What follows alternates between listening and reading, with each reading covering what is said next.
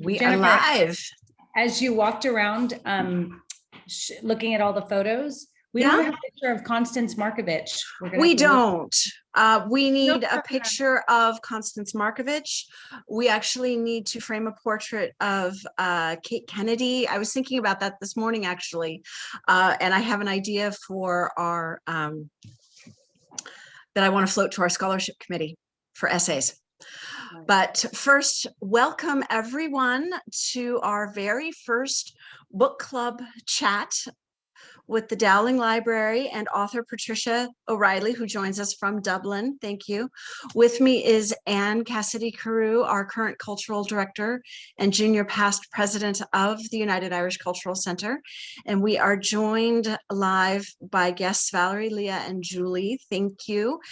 If you're watching us on Facebook, feel free to, I've put the email address for the library. It's librarian@irishcentersf.org. There should be a link on the event. Feel free, if you've got questions, to email and I'll try to catch that. I don't know that I'm savvy enough to successfully toggle between the Facebook Live feed and Zoom. So we're going to stay with Zoom. We are discussing today The First Rose of Tralee, which was an absolutely brilliant read that I enjoyed immensely. And the rose color in the background of my rose garland was actually a happy accident, Patricia. I commented on them early. Yeah, it's superb. It's superb. It looks great. I jumped up a second ago because, would you believe it, I hadn't brought a copy of the book with me. It was behind me in the bookshelf. I hadn't brought it. So I kind of feel I need to have it for talking about it. Yeah. Well, I was good when I went on holiday. I went back to my mother's just recently and I left the library's copy here. So all my notes are printed from the Kindle version and I'm finding that it prints in gray. Right. We'll do what we can do. Okay. So, yeah. And Leah, Julie, Valerie, if you have questions, feel free to jump in at any moment. And Patricia, with that, I think I'm going to let you lead us through your wonderful book. Okay. I'll let you open the discussion. Okay, thank you so much, Jennifer, for sorting this out, and lovely to see all of you there. And I'm looking forward to doing this very much. I think I'll tell you first of all a little bit about how I came to write the book. When I was a child, I used to go to stay with my aunt in Kerry, and she had a pub in the main street, and she used to talk about, they used to go to mass at 10 o'clock across the street, and they used to come back with several older women, come back, climb up the stairs and sit around the kitchen, and they used to talk about the history of Kerry as though it was happening outside them. They talked about Daniel O'Connell as though he was walking around the street, and they talked about Mary O'Connor, and I was always fascinated with Mary O'Connor because I had a cousin called Mary O'Connor, and then somebody told me that this was the Mary O'Connor who fell in love with the man from the big house, the master from the big house. So it had me absolutely fascinated as a young child. And then I learned that the festival started in Tralee. I don't know whether you know this or not, but it is the making of the town of Tralee. It's the Festival of Kerry, and it runs for 4 or 5 days, and they bring roses from all over the world, and all you have to do is have an Irish grandmother or an Irish grandfather, and you can nominate yourself to be a rose, and they are picked for their intelligence and their confidence and their general social ability more than their beauty. And I have to say they're all beautiful as well. And that started in the 1950s and it's been running ever since, and it brings in a massive revenue into the town every year. So I write historical fiction, and I usually get somebody who has lived previously. I've written about Kathleen Newton, who was Tissot's the artist. She was his mistress and muse, and I've written about the Irish designer Eileen Gray, and then I settled on writing for Mary O'Connor, and I started researching, and I had a huge amount of interest, and this research was just beautiful. I went down to Tralee and I walked the area where she would have lived. She lived in a place called Brogue Lane, and Brogue is the Irish for shoe. Her father was a shoemaker, and he would have been regarded as one of the best shoemakers in the town at the time. And we were talking about the middle 1830s at this stage. Now, Mary was a young girl. There were a lot of them in the family, and her mother worked in the big house as a maid in the big house. And Mary minded the children, and she minded the younger children, and she took care of the family things, and she did the cooking and the cleaning and whatever was needed to be done. And all the time Mary was thinking she wanted a better life than her mother had. She used to look at her mother and see her mother absolutely worn out, pregnant the whole time, dragging herself to work in the big house, dragging herself back in the evening. So then her father started saying, her father was this shoemaker, and he had very good clients, but they were very slow about paying. The clergy was very slow about paying, so they were terribly poor. And Mary used to think, I will never be like my mother. I want to do better. I really want to do better. So when her mother got very sick, she sent Mary to the big house in her place, and Mary started working there. And this story is in the book, and that's where the book starts. The book starts with Mary's father saying to her, Mary's father's been muttering to her that he wants her, that he will make a good marriage for her, and she dreads it. She sees marriage as being like her mother, being pregnant the whole time, being sick the whole time, being impoverished, dragging herself around, and she doesn't want it. She doesn't know what she wants because she knows nothing better at this stage. Anyway, she goes to the big house, and have you all seen the discussion points that I raised? Have you all? I sent these the discussion. Yeah. Okay. And one of the first ones I thought you might like to talk about. How would you compare and contrast the O'Connor family's life with that of the Mulchinocks? And anyone like to come in? I see everyone's muted. Leah, you've unmuted. Well, it's like night and day. You have the poor people who are scraping by, just barely enough to eat. They all share and you describe it so well. It seems like it's mostly a big hearth, and Mary and I think her two sisters share one tiny little bed of straw. Yeah, that's right. Yeah. And the dad, and I didn't really get an idea where Billy was, but it's just so small. And then she comes up, and Mary finally gets a chance to see the big house, and the big house is just enormous. I mean, you get the expression of Mary first peering into that blue room, the parlor, and she's just blown away by all the intricacies of the fabric on the drapes and everything. I mean, she's never seen much outside of Brogue Lane, so it's just it really is night and day between these two families, the rich and the poor, the haves and have-nots. Mm-hmm. Yeah, I was thinking here, I don't know if anyone else locally has seen Filoli House down 280. Yes, well, I love it. Yes, but it has a connection to Muckross House in Ireland. Oh, in Ireland. So when I was sort of picturing, as you were describing the Mulchinocks house, I was thinking how, of the scale of Filoli, and coming, from, say, the equivalent of California's migrant camps in the Central Valley, to see something like that must have just, I think the awe and just the wonder of that this was even a possibility of a life was captured quite well.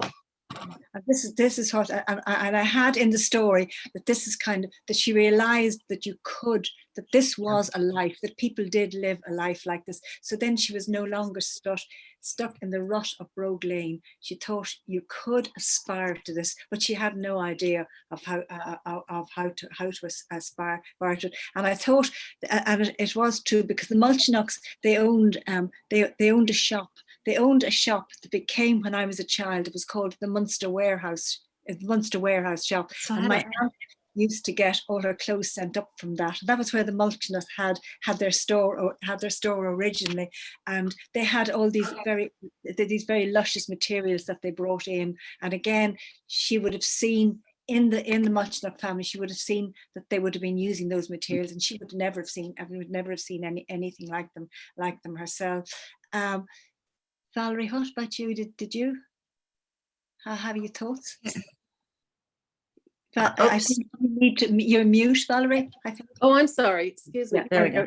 That's good. This part, what struck me wasn't so much the contrast between the two families, but that this is like the story of my great grandmother, why she left Ireland. Because she didn't want to get married and be. Yeah. I mean, she eventually got married, obviously, because I'm here, but she didn't want to be weighed down with the 10 children and working on a farm, you know. And so it must have been a very common thing for women to think about leaving for that reason. Yeah, I think it was, and I would have known that my grandfather, now my maternal grandfather, he was married 3 times, and we had 27 children. Yeah. And his wife he just as soon as the wife died, he just married another one, and they were just pregnant the whole time, and that was what you looked forward to then. And I mean, your grandmother, would she have left after the famine? Would she be? It was after the famine, 1890. Yeah.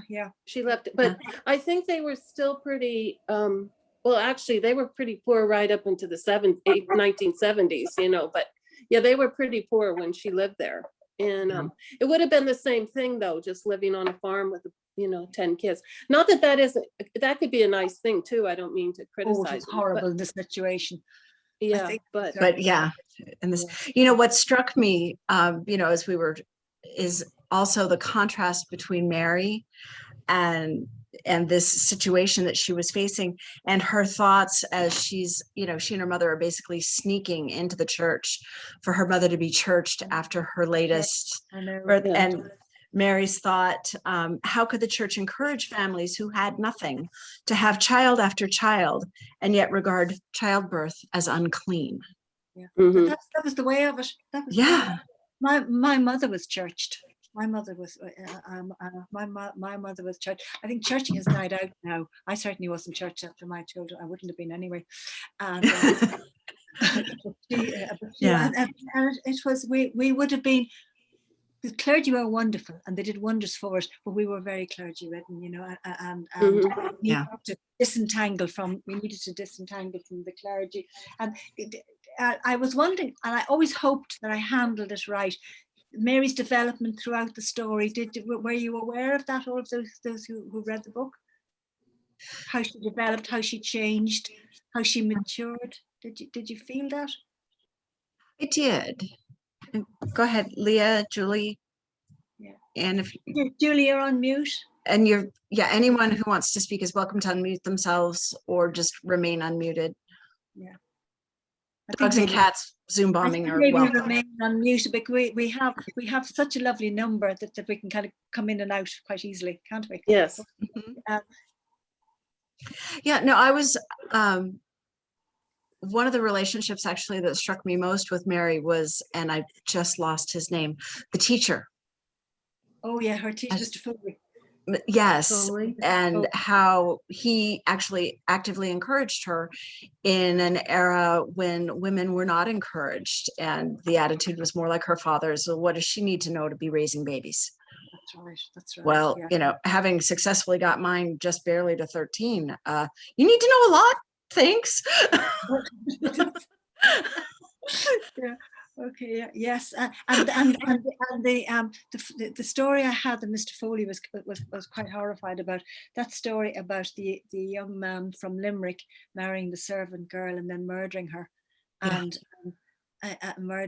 then he stood trial, and Daniel O'Connell defended him. But Daniel O'Connell lost. It was one of the very few cases Daniel O'Connell ever lost, and he was hung.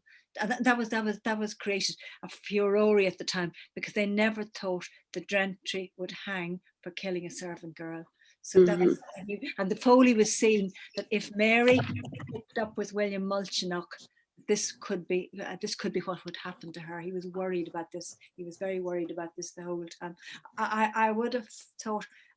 I found when I was writing the book, I had to go back again throughout the text of the book, and I had to kind of bring Mary forward, as it were, because she didn't come naturally forward when I was writing. I had to bring her forward, and I had to have her kind of her awareness and her relationship with Mrs. Mulchinock. I had to kind of develop that. It didn't come that easily, and I just wondered if you felt it worked. Oh yeah, absolutely. I think so. I mean, from her initial just visitation to the big house, the very first time she goes, when her mother can, and her mother, you know, persuades her to go in her steed, to the you know, months, years later, when she's continuing to grow, you can see her develop, you can see her mind growing and expanding. I think it was just beyond the realm of anything she'd ever experienced before. But then once she got used to going to the big house and seeing that other things in the world are possible, then she started opening her mind to new horizons and to see like what else she could do, what else is possible out there. So I definitely saw a development in her as the protagonist. It definitely worked for me. That's good. That's good. What did you think of? Did you think the story structure worked right? I have to tell you, when I started writing this first, I actually, for some daft reason, I wrote it in the present tense. I thought it would be interesting. And then I showed it to my editor, and he says, "What do you think you're doing writing a historical novel in the present tense?" Now, I have read historical novels in the present tense, so I didn't argue with it. I went back on my tail between my legs, and I put it into the past tense. And then I had a thought. I rang him up and I said to him, "Will I do it in the first person?" And he said, "No, you won't." So it became her and the various characters. And I don't know. Did you think the structure worked? And what you always, when you're writing, you always wonder about structure, and you're wondering about where you put this, when, and jigging the pieces. It's like jigsawing in the end. I really enjoyed the fact that it was past tense. To me, that put you back more in that time. It made you remember that, yes, it happened long ago. But I also really enjoyed that almost on a chapter per chapter, you went back and forth. So at one chapter, you'd focus on Mary, and then the next chapter, you'd focus on the Mulchinocks up in their house. And then slowly over time, as their lives are getting intertwined, then within the same chapter, there'd be little bits from each of their lives together. So I found that really great. I liked that, the back and forth, very much. Good. That's Very good. much. That's good. Yeah. And you as well, Jennifer. What do you think about? Did I explore kind of the human condition enough, and did I, and the relationships? Because I thought each one had to have, like, I had to have a relationship with Mary and her mother, Mary and her father, and then and her sisters. She was protective of her sisters, very protective of her sisters. Very. And then of course when she met William, one of the when I started writing that book, I had her in a snow scene in the street, in the main street in the town. And when my editor saw it, he said, "Why have you got her frolicking in the snow?" He said, "Frolicking in the snow." So then I had to change the opening for him, because I needed to talk. So I thought then that I would open with kind of, this is the kernel of the book. I thought Mary would not marry into her own class, and she would not accept the maid marriage. So I thought that maybe I should open with that scene, and then bring her into the snow, and then have her seeing William Mulchinock and the impressiveness of him when he was speaking. And it was true. He was a close confidant of Daniel O'Connell, and they would have been very close, the two of them. They were both from Kerry, you know. Mm-hmm. Yeah, no, I liked how it developed, and I liked that it wasn't just William and Mary, that you met the other townspeople, some of William's employees, and I was really struck with how he treated them and how he encouraged, the staff to help him develop the shop, and how sweetly clueless he was with the cues. I know, and he had to give up his idea of being a poet and going to Paris, and he gave up his dream. He gave up his dream, and yet he made a good fist. He made a good fist of things. He tried as well as he could, and I thought that I was very fascinated with. He actually went. That's all true. He was wanted for murder for supposedly having killed somebody at the rally, and he did disappear, and he did go to India. And I had been in India, and I was very glad I had been in India, because when I was in India, I had my notebook with me, and I made the smells of India were different, and the bungalows, and I know I was there like it was 100 and nearly 50 years later I was there, but still the people were the same, the scents were the same, and the foliage was the same, and all these things. So I was able to use that, and have him there. And he did work with that Bombay newspaper. He did get a job there, and he did work, and he was very good at what he did. How he was there, but he never forgot Mary. He never forgot her all the time he was in India. And then of course she had Mrs. Mulchinnock. She treated her, I thought she treated her very badly, and this is what I believe did happen, that she did put her away from her employment. That meant that they were totally destitute at that stage, and they were destitute primarily because her father never asked the clergy to pay him for the he never asked the clergy to pay him. And I have a very good friend, a priest, and he writes books as well, and he asked could he read the book, because he's from Kerry as well. I actually didn't want him to know. I didn't want him to. I was showing the priest in very bad light. So I said, I kind of put it up, and he pushed, he pushed for it. And he said, I'll pop around and pick up the manuscript. And he did. And I had no choice but to give it to him. And so, and he came back, and he said to me, he rang me up in the middle, and he said to me, you're being very cruel, you're being very rough, you're being very rough with the clergy. It wouldn't have been like that. And I said to him, no, it was like that. It actually was like that. And I said, I've discovered that it was. And then when I was writing towards the end of the book, I actually felt for his sake, I had to kind of have the priest nice, and I had to kind of, as it were, have salvation there. He was very pleased. He was very pleased that I had done that. But that was the way. But the very interesting thing, I was down in the public library in Tralee, and the archivist there gave me like a huge amount of help. He had all the maps out, and he showed where West Villa was, and he showed me that, and he showed me then where the uncle's place was. And the one thing, and I thought I might be able to get, there was no image of Mary O'Connor. There was no image at all, except in the park that's down in Tralee. They did a rather hideous statue of her and William and I saw the statue. Yeah, it's really quite hideous, isn't it, Jennifer? Yeah, they did, well, it's kind of, I think a Harlequin artist did it. Oh yeah. That's a series of kind of pulpy romance. That's right. I know, publisher here. Anyway, but they did have the only picture that I could lay my hands on, that they could lay their hands on, was William's uncle, the uncle who was very good to him. They had, and the uncle who organised the burial for Mary, that they did have a picture of him, and he just looked rather like that one of Daniel O'Connell that you have there, and he was a good man, and he had the estate next to West Villa. But when I was down in, Kerry people, they always say nothing's is ever impossible for them. And they said, when I was down doing my research, I was staying in the hotel, Benner's Hotel it is, and it is what was the Bianconi coach stop at the time, which is where William went to go to Dublin from, as where the coach stop was.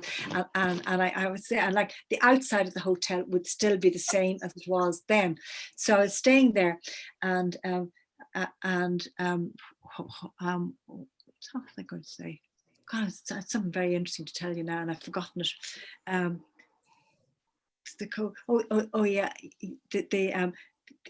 had a driver. I asked a driver to bring me around to some of these places, and when I rang him, I said to him, "Did you know where West Villa was?" And he said, "Oh yes."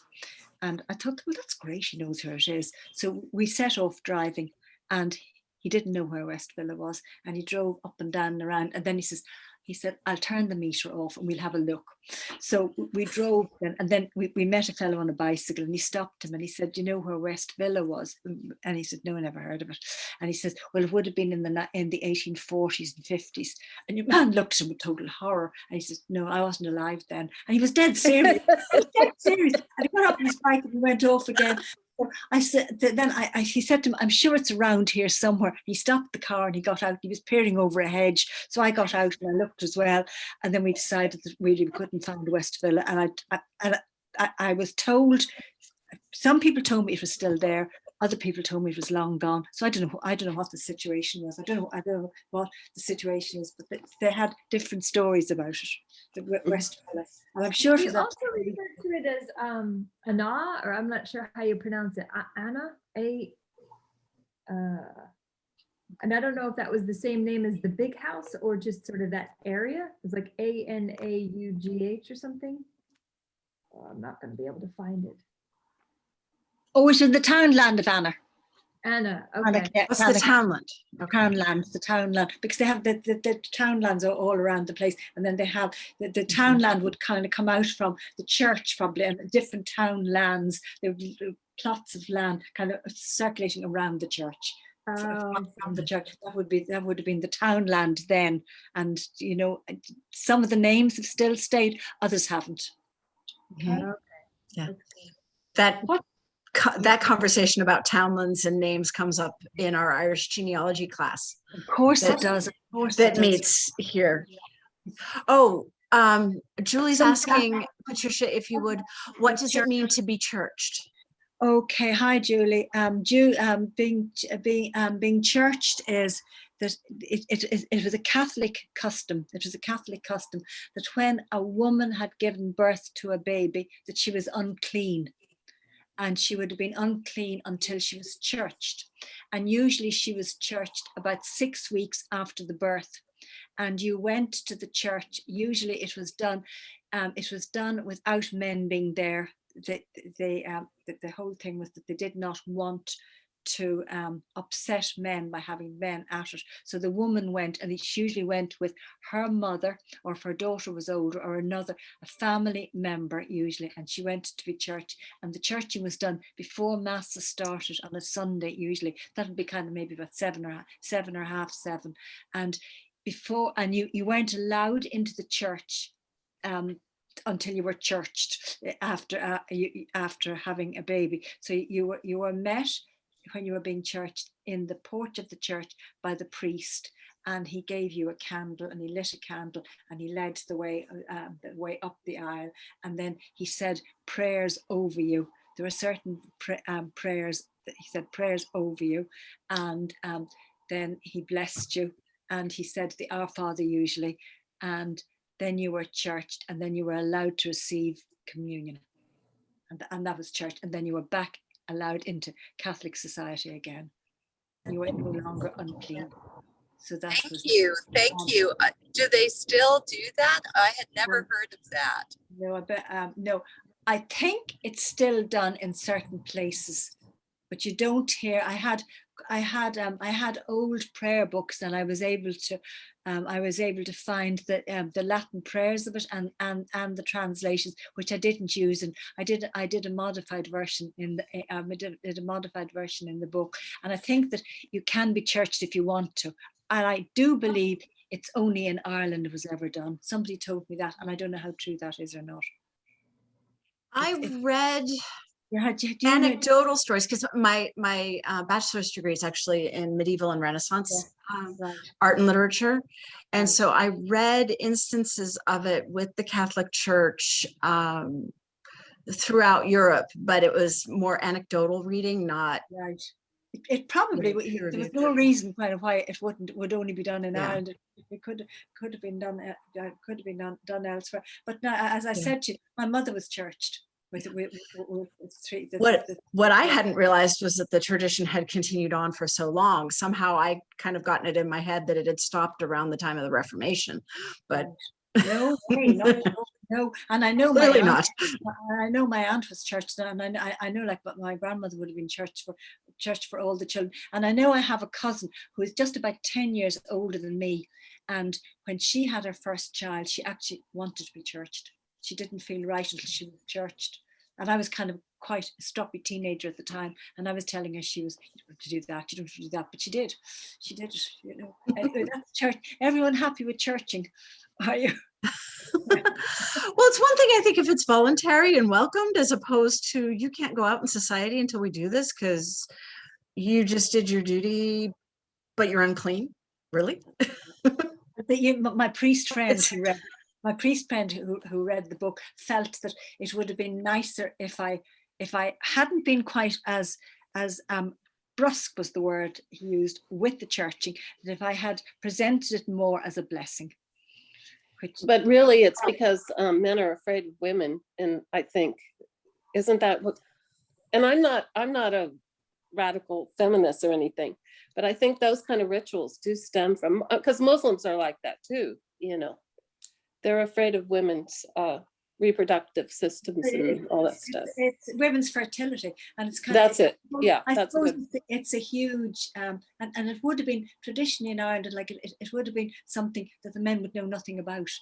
That was a woman's thing, and it was guarded with all the women and their mothers and the aunts and the cousins and everything like that. That was totally a woman's thing, and the men would have had nothing to do. But times are changing now. I mean, the men are having at births of their children. Yes. Yeah.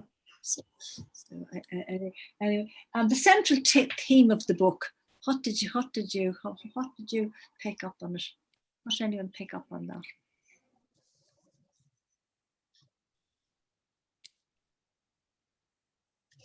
Silence. Yeah. Silence. It's primarily a love story, wasn't it? When I started off, that's what appealed to me. This thing of the servant girl, and her falling in love with the master from the big house. But then, as I wrote it, it became so much more. It became a kind of a small bit of a social history of the time, and it became like the fact that you saw that people like the Mulchinock as they did. They were so kind, and they were aware of the poverty, and they did what they could to it, and that she would never have turned anyone away from the house. This was what I discovered at the time. That we have, when we had the famine in Ireland, the landowners would have received a very bad press, as it were. But they weren't all like that. There were many of them that they minded their tenant farmers, that they fed them, they fed the children, they nursed the children when they were ill, and then when all fruit failed, they gave them the £5 and they sent them off to the States. They let them go off on the famine ships to the States. And my father's grandmother's sister, Mary Ann, they had a farm outside Cork, and Mary Ann, things were bad, the crops had failed again, and it was decided that Mary Ann would go to the States. So Mary Ann left the farm at Ballymartle and to walk to Cork City to get the famine boat to the States, and she had her money with her, and she had her goods in, they would have said, in a cloth bag. And she was never seen or heard of again. And they never know whether she was killed on the way to the boat, whether she fell overboard, whether she got sick on the boat overboard. And they wondered for all of their lives, and they never knew. So these sort of things happen. So when I started writing the book, I thought that I wanted to bring the socio-economics of what was happening, because I hadn't realized until I started researching that the Napoleonic wars had a huge that had a huge effect on the whole of the Irish economy at the time. And I'd never known that until I started this. And I wanted to have I wanted the justice system as well. I wanted to use this because all of these things happened, you know. So when I was doing the book, it is a love story, I think, but it's more than a love story because it's very tragic in the end. Well, I have a book in the library that's from all articles in the Globe about people looking for their families, Yes. girls like Yes. who they had lost and they never found them again. Right. You know, they put ads in the paper to try Yes. to find them, and they never, and hundreds and thousands of people that happened to. Yeah. You Yeah, it's a whole, I think it's a 5-volume set, and it's Yeah. ads that appeared starting in the mid 1840s in Boston. Mhm. So newspaper And advertisements. there are It's- thousands of these, and would Thousands. these be primarily from Ireland? Mhm. They Yeah. would, they were Irish. Yeah. Irish people, yeah, because about Yeah. about 4,000 people left from Ireland to go at the time, and yes, a lot of them seem to have disappeared. And it becomes personal when it's a member of your own family, like my father's family. And he often wondered about Mary Ann, and I mean, he Mhm. never known her, but he did wonder because the family farm. We would have been there, and people running were very old when we were children, and they used to talk about her. Yeah. I know I have a friend who's probably 80, 81, and one of his uncles came to America, and they lost him too. And that wouldn't have even been the famine. That would have been the early 1900s, you know. So communication was so different then, if you imagine it. I suppose if you didn't write letters, Yes. if you weren't a letter writer, Yeah. you would, because I mean, people didn't make phone calls. We hadn't got any of social media or anything like that. So No. And even if you only wrote 1 or 2, if something happened to the train carrying it or the ship carrying it, if that was the only letter you wrote and it sank in the mid-Atlantic, That was it. As Yeah. so many ships you've did. written, but now you've not heard back. That's right. Mhm. Right. That's right. So you're wondering, And of that's what course- I thought was so interesting about William and the 5 years you have him in India Yes. was the news that he did and did not get Yes. that's coming right. out of Ireland. Yes. Mhm. He didn't know. He didn't. He hardly knew. And he knew Daniel O'Connell had died. That was big. That was the big news. But he didn't Yeah. know how bad things were, and he didn't know. And that is actually very true. He came back really intending to marry Mary O'Connor, and then of course she had been thrown out of the Mulchnock house, and she had gone and she hadn't made her own life for herself. She had stayed home and she had nursed her mother, and her mother had died of the consumption that she had, and then Mary O'Connor ended up in the workhouse. Yeah. And again, Mulchnocks would have been some of the people who were kind of, they would have been sitting on the committees that would have been organising the workout. So it was all bittersweet, and it's kind of a rolling thing. It all Yeah. came. It's like Yeah. a serpent coming back to bite the tail, wasn't it? Really, when you. Yeah. I thought that was interesting as he's coming home and he's finding out that there's a workhouse. And he's like, oh, good, and he's thinking this is a good thing that the family did get it started, and we're doing, this kind of support, and then only to find out that, Mary was a victim of it, basically. They folk, and I don't know whether it's folklore or not, but the folklore is that her funeral cortege, such as it was, did pass by as he was standing at Benner's Hotel, waiting for his clean linen to come from the guy who had sent out, and that he did ask somebody, and she said she told him, and that people say that actually did happen. Whether it did or not, I don't know, but I used it. I thought, and then they buried him with her. Yeah, and Yeah. He did marry this guy. He did go to the States again. Which was kind of, it was strange that he did. He was a broken man when he came back, but he kind of gathered himself together and he married his pal from Ballinasloe. Yeah, Alice. Yeah, I liked the way you developed her and changed her. Did you? The way you, is it Alicia? Alicia or something. Yeah. Yeah, I liked the way she went from being sort of the stereotypical debutante Yes. to being a woman of interests and intellect and paying attention to what was going on around her. She became shocking to her parents' absolute horror at the time. Yes, she did. And she kind of suited him well. She suited him. I enjoyed writing the scene about her telling her mother and father that she was going to get married to him. I must say I enjoyed writing that, and I could see her. Yeah, and was it documented when they were in New York? Was she supportive of the yes, suffragette very movements and all of that? much. Hugely so, because and Jennifer, that was why I decided to make her blue stocking in Ireland, because I just thought it would make her more interesting. When you're working with people that you know very little about, you have to kind of look at what happened to them later. And then I thought I would make her that now, sow the seeds of that, as it were, and then I could develop it further. And she was totally supportive towards William. I think she was devastated when he came back to, I don't know, but I think she stayed on, and she did wonderful work with suffragettes and the slavery. So she was a good woman. She was a good woman, the way it worked out. Yeah. Can I ask you what you thought of the ending of the book? The ending. There was a lot of conflict about that with my editors and the publishers about the ending. Well, I thought it made sense. Right. You know, the story was really, you know, the title is The First Rose of Tralee. Yes. So when you have Mary's death and what happens to her, the story's over. Yes. Because Mary's gone.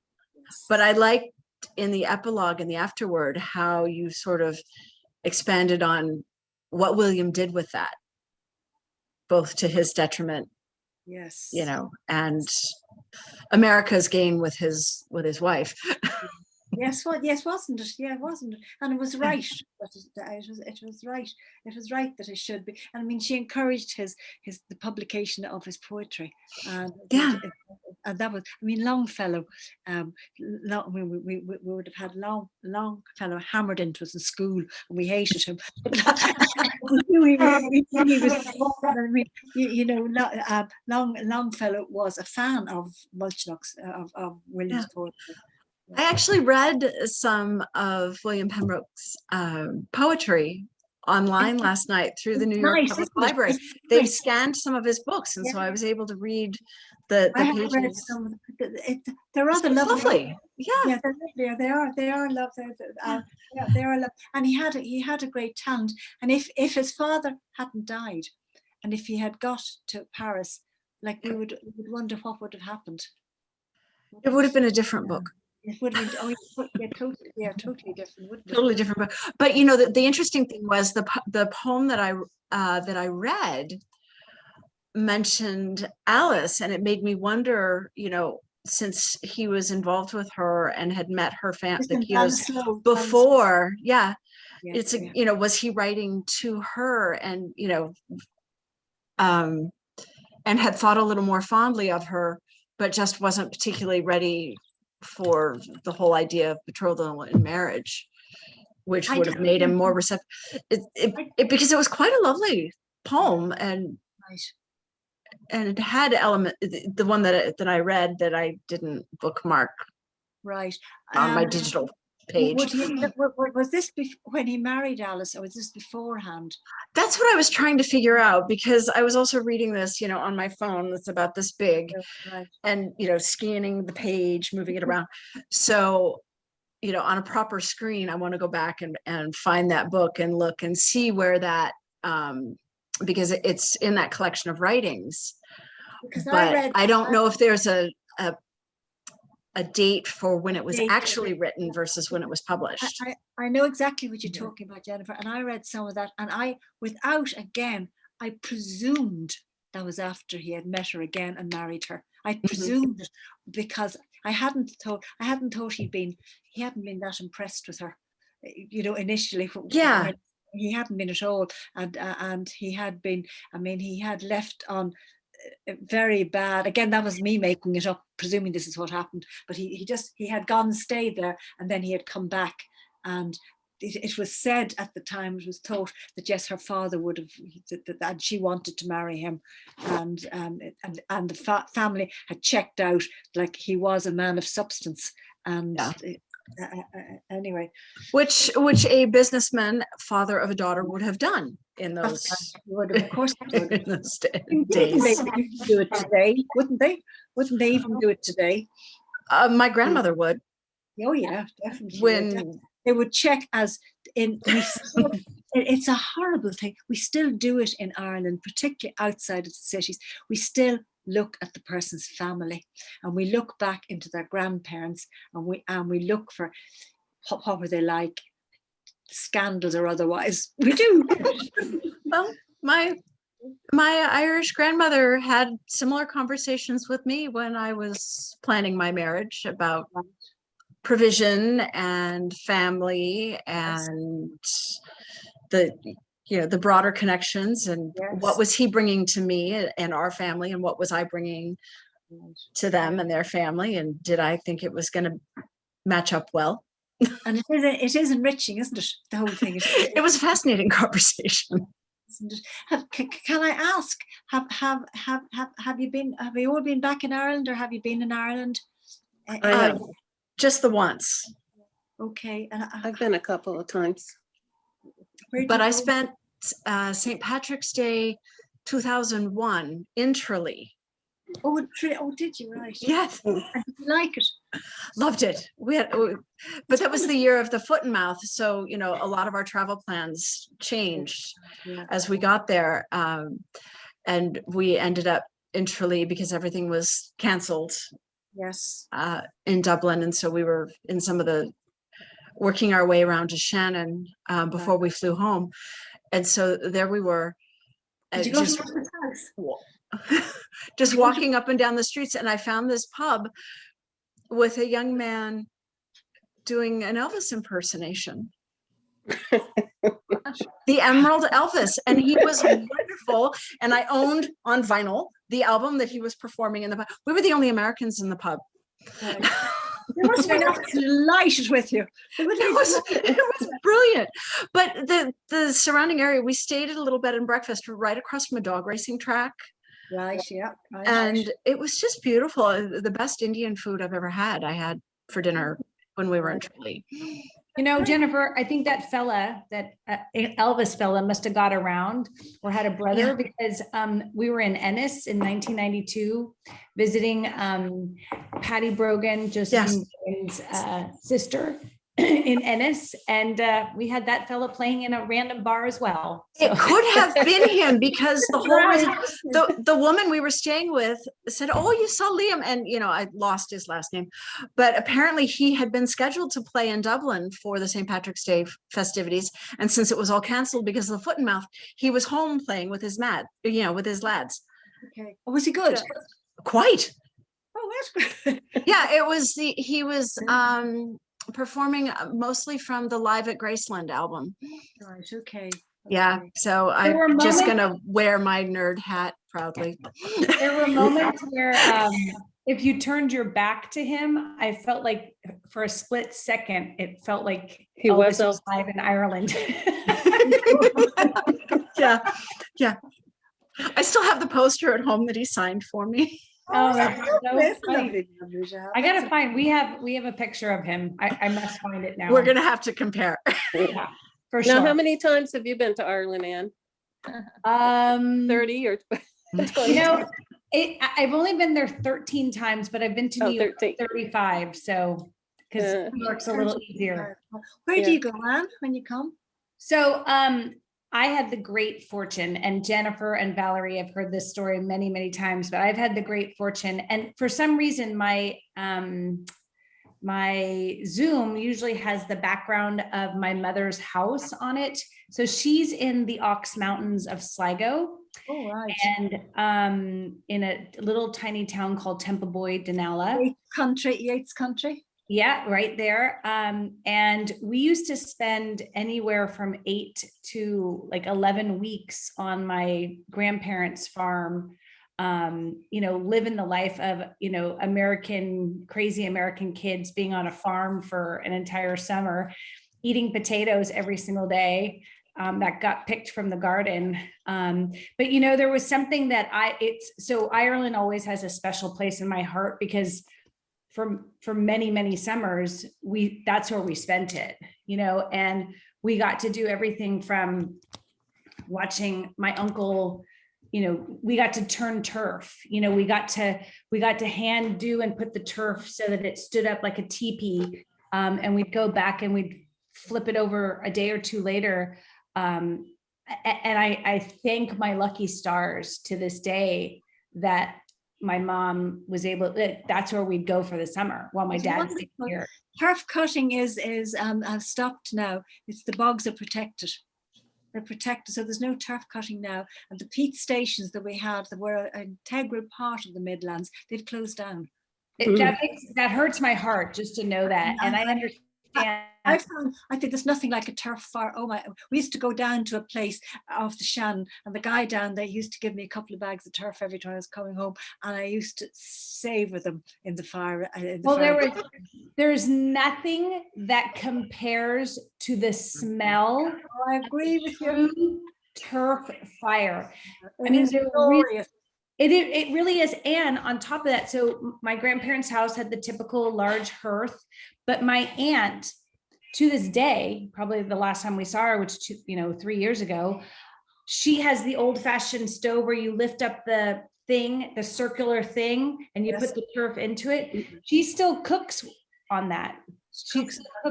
And she still uses turf to this day. Now that was a couple of years ago, so I'm assuming, maybe who knows what has happened in the last, but I don't know how they're going to. My grandmother would have had a range, and she would have made turf as well. And she would have made griddle bread on the range, and she'd make like on the drop of a hat. And I've never tasted anything like it. That's the thing about it. You try and, like, when I go to Roxy's Market, we have a small it's not small. There's a market here locally that does, I think it's like Brennan's bread, right? So it's the beautiful Brennan's bread in the wax. Yes, huge. Yeah. In the wax paper, right? That and you got to eat it pretty quickly because there's no preservatives in it, right? So I mean, it's like, and so to have a certain taste that, like even Tato's, the cheese and onion Tato's, they take me back to, that specific place in Ireland. And it's so amazing to me how smells and taste can just take you back or take you to another place when you eat them and just go, and it brings a smile to your face. So I agree. And I think isn't smell the most evocative of all the senses, isn't it? Yeah, I kind of smell certain smell, like it's a talcum powder smell of babies and soda bread. It's a soda bread baking or stews. My mother used to make brown stews, as she used to call them, and the smell of those, like the smell it's so evocative, and flowers and perfumes and kind of just lovely, isn't it? It really is wonderful. I made my first Irish bread with Irish Odums. Is it Odums? Odlums. Yeah. So we are now selling Odlums flour here at the Irish Cultural Center. So I bought it for the first time, and I found a can of treacle and made Irish bread with treacle and That was a gorgeous. Well, it was my first. Are you trying to tell us it tasted better than it looked, Anne? Don't try and compare yourself to Mom either. So, do you have really access to porridge oats? Do you have access to porridge oats? I put some of it in there. I put porridge oats in there. I make bread the whole time here, bread, and I make it with a huge amount of porridge oats and some of the Odlums brown flour and some white flour, and then watered down buttermilk. That's what I make it, and it is. She modestly, it's gorgeous. It really is. So and you use buttermilk, don't you? I did. I did exactly that recipe, and with the treacle, and the treacle just instead of, because I looked at all sorts of recipes, right? So it was really fun to look at the different recipes, and and I did it in a cast iron pot. Right. And put it in the oven. So I was harnessing my grandmother and my, going back into the hearth kind of mode. I wish I had a hearth, but I. Okay, very good. Okay. And would anyone else like to say anything else about the book? Your favorite character? Did you have a favorite? Does anyone have a favorite character, or do they have somebody that they really didn't like? A character. Oh, that Hennessy guy, right? That old Ah, guy. Wasn't he Hennessy. a creep? Wasn't he a creep? Yeah, he was. He was very. He Were was you very- inspired? Right. How were you inspired for him? How did you get that character? I was inspired for him. I had when we were growing up, we used to go to a place called British Bay on holidays, which is down the coast in Wicklow, and there was a man called Diver. John Diver was his name, and he lived over the cliff with his sister, with his two sisters, in a house that you would be walking across the field to it, and you smell the house and you smell them.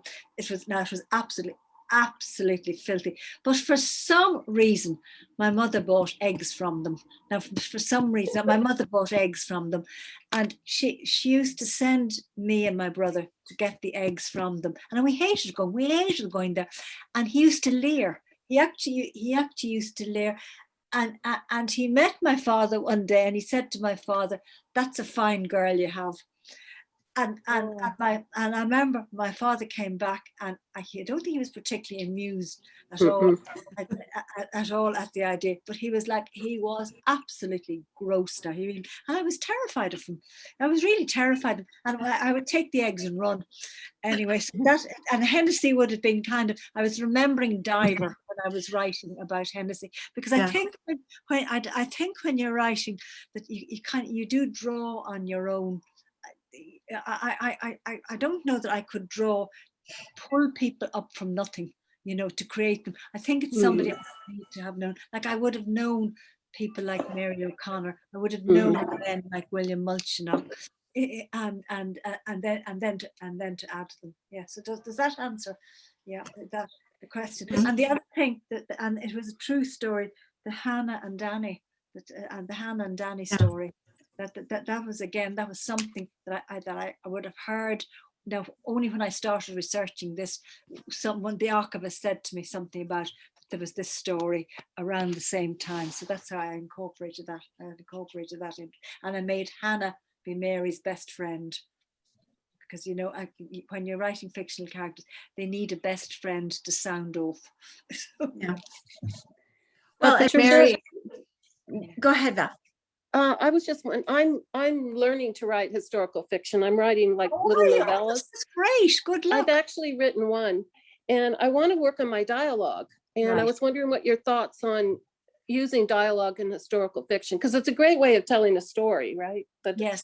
Well, we kind of say that you break up narrative by using dialogue, because if you're writing historical fiction, and I always think this is kind of unusual, the story has to lead. It has to be, the story is more important than the historical facts. So I think the historical facts, you can't mess about facts that are known. You have to have your research right. So and I think to use the dialogue, but I would think we need to use it quite lightly. There would have been at the time, there would have been words that would have been used, and I would always look those up. I would always look up how the words and sayings like there would have been used maybe in America or England. When I was writing about England, I would have used them lightly in what I was doing, and then there was a more formal sentence construction as well. You know, the way we would say "isn't" here when we're talking. Now, in previous times, they were more inclined to say "is not," particularly the more affluent people would be the more educated. So small things like that. And I suppose that what I am inclined to do when I used to do journalism before I started writing books. And what I used to write for a variety of people. And I got into the habit of, if I was going to write a magazine story, I would look at them, I would read through the magazine that I was going to be writing for, or if there's a newspaper, I would do that. And I've got into the habit now that I would read a book of the era I was writing about. Okay, that's a good A idea. book that I thought was good. And what Yeah. it does, it sets it, and it echoes. You have the echoes of it. If you, do you know what I mean? Am I making sense? Yeah, The no, echoes absolutely. of it. Because even between Americans and Irish people, What even era are you? well, I wrote a little novella about my great grandmother leaving Cork and Right. leaving Skull, and so it was 1890 when the story starts. 1890. There's a huge, the skull is hugely in the, and has it come to use it in the, has it come to America, the story of Skull, the French filmmaker who was killed in Skull? Oh, I don't know about, I don't know. Oh, yes, Bailey. Bailey so- was the guy who was yes. supposedly killed her, huh? That's Yeah, right. Yeah. that's the same village. Bailey, Yeah. Yes, and that's the same village. And we have very good friends down there. We have very Yeah. good friends in the village, and they will never talk about it. It's really strange, you know, I've been there 3 times and visit my family there, and Beautiful, they've never told me the story. But they And won't talk about it. it's very bizarre. About 20 years ago now. Yeah, Yes. that was a fascinating story, the whole thing. And he's still alive and he's still wandering around the village, you know, and they all think he's a murderer. It's very bizarre. Yeah, and he's broken. He was with a local woman called Jules, who was kind of a craftsman, and he's left her now. But he would. Oh, okay. It was well known that he beat her up. I mean, he used to belt her. Yeah. Yeah, he used. Yeah, they say he used to belt her. And Yeah. it's amazing. He has studied law, and he's a journalist, and he's very odd altogether. I don't know. Yeah. I saw the documentary. Yeah. The behavior panel did they're a group, a podcaster. Anyway, we don't want to get into, but it's a very interesting story. Anyway, and that's the area you wrote. There's lots of stuff written. There's a book written at that time.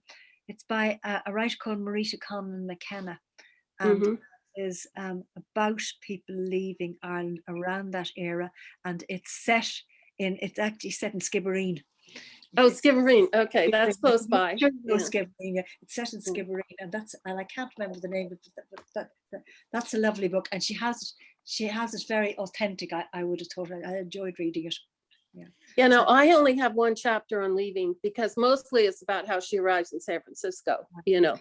Right. But I did quote her father, something he said. I used a little dialogue. I didn't use a lot. And that's why I'm trying to develop my dialogue, you know, abilities writing. But I guess what I try to do is I try to channel how somebody would say it. I don't know if that makes sense. I go through my mind like I'm talking to someone, but I think that's a really big help to look at how they speak. Yes. Because like I was going to say, even nowadays, we know the difference between Americans and Irish when they're telling stories is different. Irish people are more elaborate in what they say, and Americans aren't. They're more abrupt, I guess, or whatever. So that's a good, precise, perhaps. Yeah. What we do when we're telling a story, we ramble on, and we find we found another little thread somewhere, we ramble into that little thread, and then something else strikes us, we ramble into that, and we lose the thread of the main story. It's all over the place. But we do love those stories here, so. They are nice. Yeah. And I wish you the very best. Good luck now with that. Thank you. Yes. And so far I've just written, it was only 30 pages or 40. It was mainly for my family, you know, but it's lovely to do. And the idea of putting dialogue in, one of the ways I teach writing in the university as well, and one of the things that people often say, they're fine with narrative, but they want to break it into dialogue. Sometimes if you write narrative, you just swap. You have 2 characters. It's handy to start with 2 characters, and you just tell that story through the voice of one character that you've written in narrative, and you have the other character ask questions, or maybe add another little bit, and that's kind of how you see how dialogue comes together.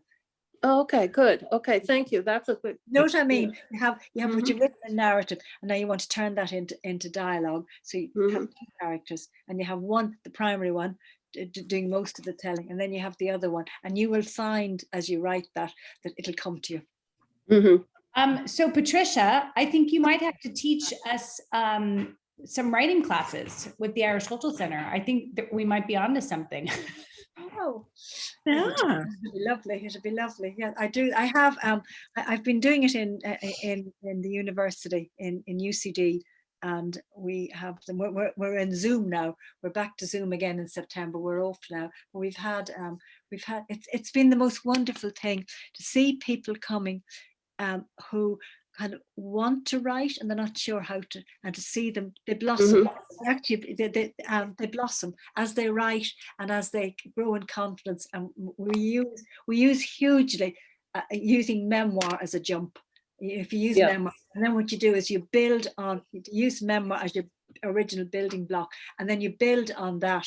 And what happens is the kind of your imagination comes in, because I always say to the students, if you have if we look, if we say we see an incident happening, say a car crash, if 4 of us see a car crash, 4 of us will see it in a different way, and we will tell it in a different way, and that will be totally true, because we will be drawn on our own life experiences as we're telling, as we do. So that's the way we work the writing, and it's lovely. I love it. I love my students. You know, Anne, that's a great idea. I belong to a memoir group too, and we've been meeting online. How's that going? How's that going?